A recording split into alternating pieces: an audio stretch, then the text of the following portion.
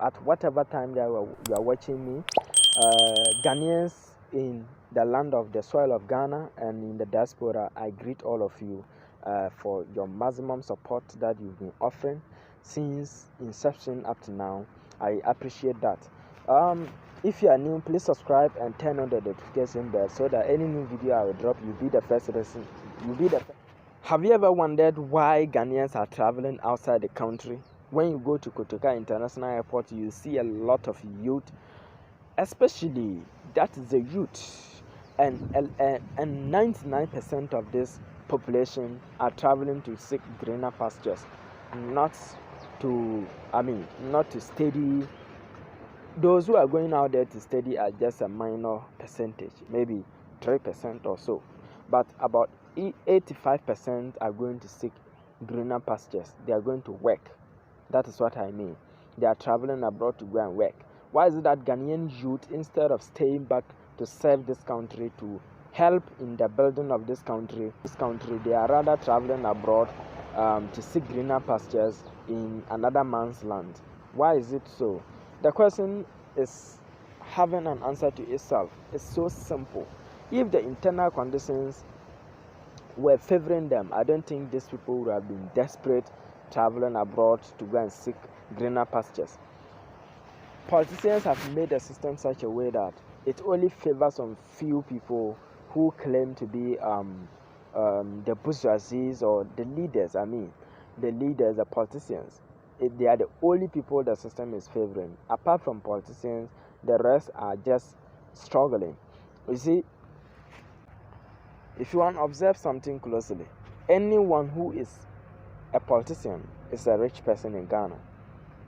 And anyone who is a rich person in Ghana is a politician. Logically, to explain this, I mean that if you are a rich person in Ghana and you don't join politics, for instance, if you are a business person and you don't join politics, your business find it difficult to survive, because one government policy can change the entire story of your business. So that is why Ghanaian rich people or Ghanaian businessmen or women join politics quickly after they see that their businesses are elevating.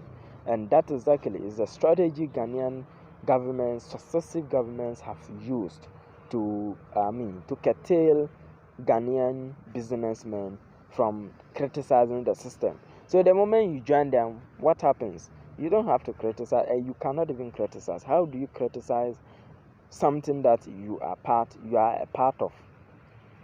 It's very difficult to criticize, except some few people who can actually do that, like Kennedy Japan, and some few others. I don't want to mention names, but the fact remains that the internal system does not favor the youth to stay home and work for this country. Why is it that the internal system doesn't favor the youth? The way the system is structured is this: when you are a youth in Ghana, they make sure they scam you of everything that you have. Everything you have. When they finish scamming you of everything you have, they now put you to stress. So they will stress you to the extent that you only be left with two options: either you leave the country or you join politics. And that is the exact reason why today you see the youth, they know the truth that, this thing that our leaders are doing is not the right thing. We can criticize them for them to change. But if you do criticize, they will eject you from the system and you find yourself wanting. That is why you can see a lot of Ghanaian youth joining politics, just trying to get some small opportunities, try to get some small. This youth doesn't know the truth, or doesn't know that the politicians are not helping the system. They know very well. Look at the way they treat academia or youth who are into academia in the system. You go to university for 4 good years. After the 4 years of paying school fees, paying your rent, and spending so much money in school, like printing of work, buying books, and a whole lot of things, you spend all these monies for 4 good years. to obtain degree.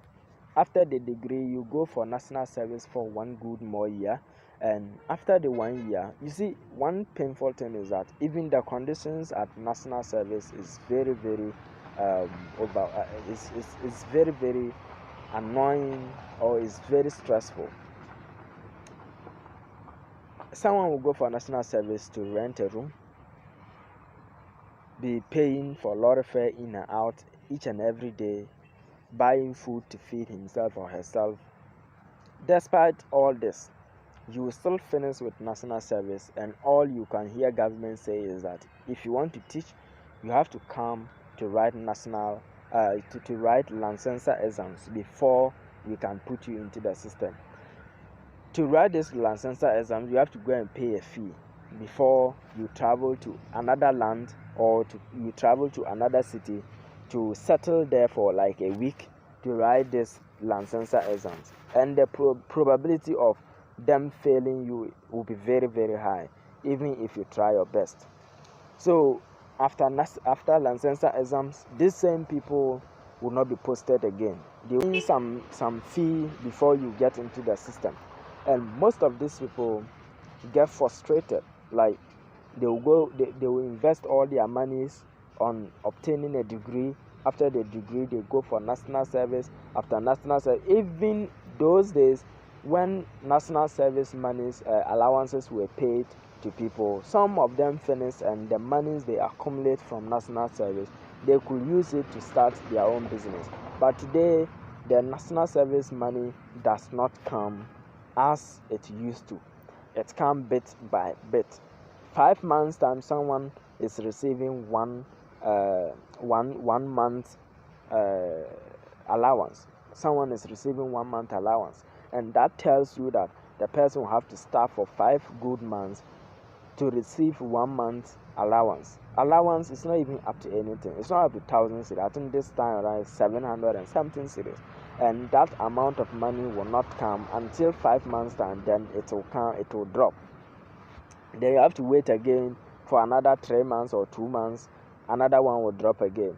And mind you, some of them finish national service and they will stay home for like 2 years, and national service allowances are still dropping bit by bit. This is the challenge that people face with national service.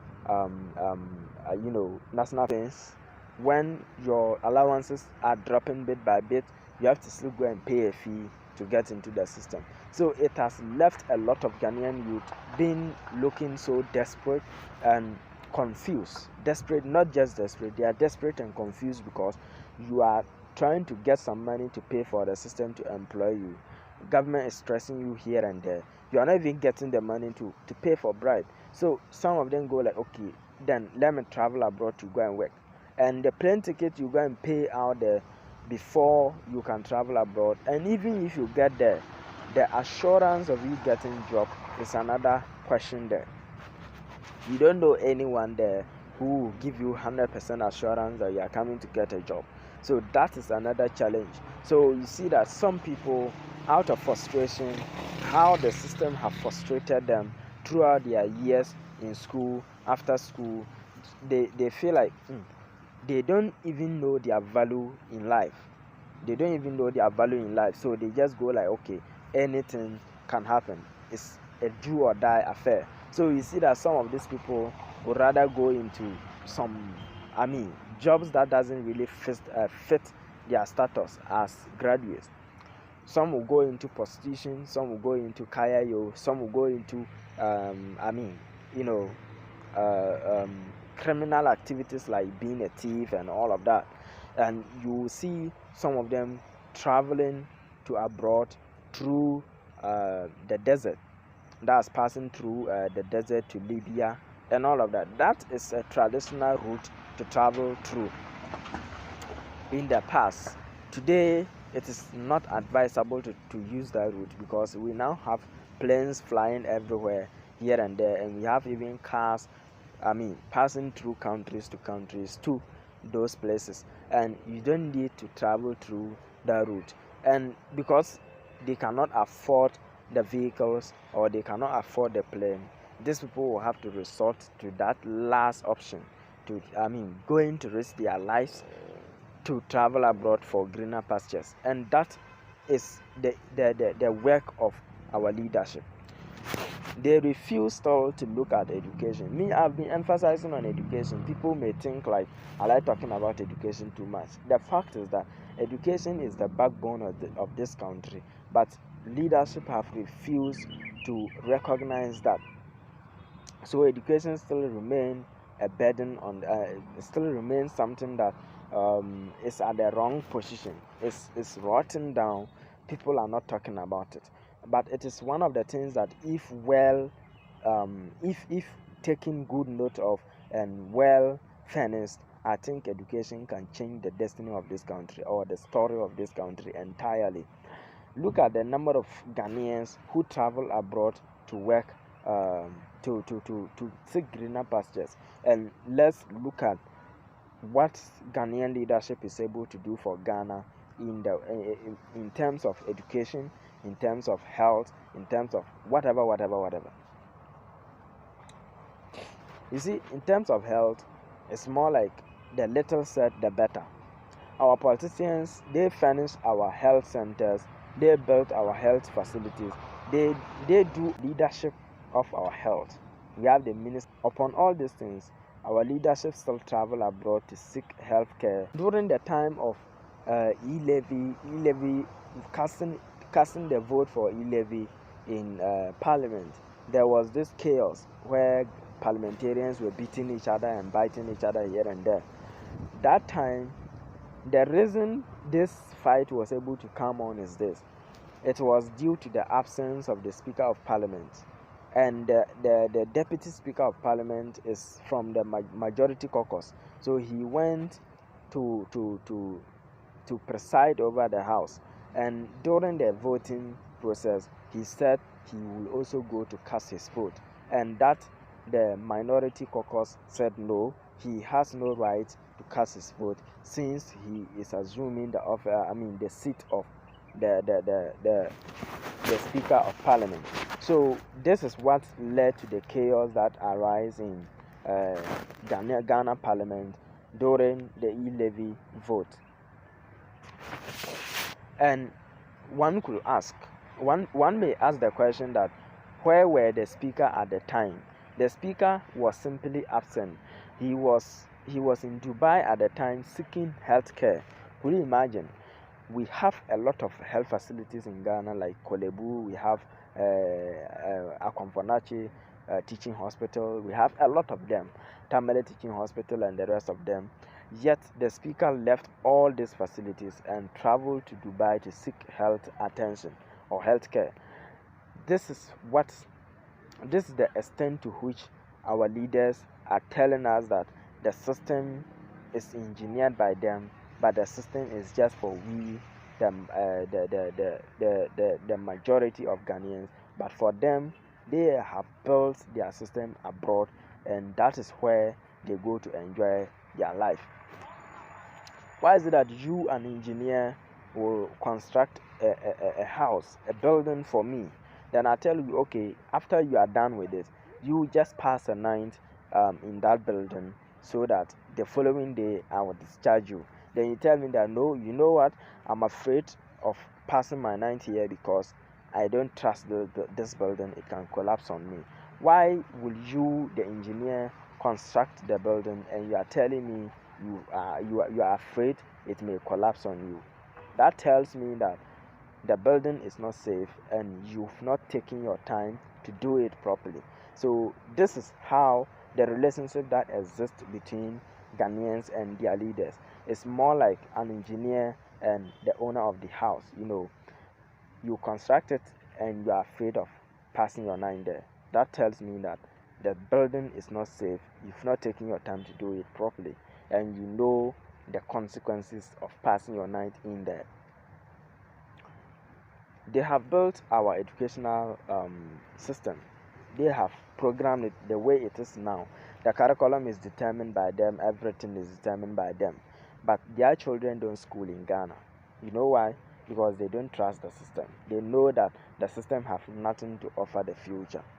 That is it. And they want their children to have better future. So they take them abroad to study there and then come back to lead us again. This is the relationship that exists between Ghanaians and their leaders. So it's more like we are just deceiving ourselves. We have leaders that we think they are from among us and they are sincere. They will be sincere to lead us the way that we are supposed to be led. Yet they go into office and they tell us that, you know what, the only relationship that exists between us is that you give me power, I go to do what I want. Not to give me power and I go to do what you want. That is not the relationship that exists between us to them. But to us, we think it is a democracy. So it's more like, I give you this, do this for me, and I demand for it.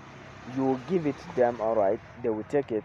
But when you make your demands, they won't mind you. They will give you what they think they can afford, and they will go ahead to look for what actually will fit them. This is the relationship, the ill relationship that exists between Ghanaians and the leadership of Ghana.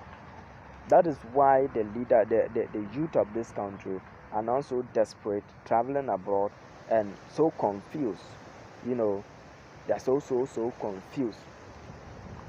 The leadership has stressed them to the extent that they cannot even criticize the system, because the little thing you say, the more they eject you. They will try to eject you to make you feel like, no, you know what, it's a mistake I'm making. I have to apologize to these people. I have to align with them. And always, they are always on the winning side, because they are handling the resources. And the moment you joke, they will use it against you.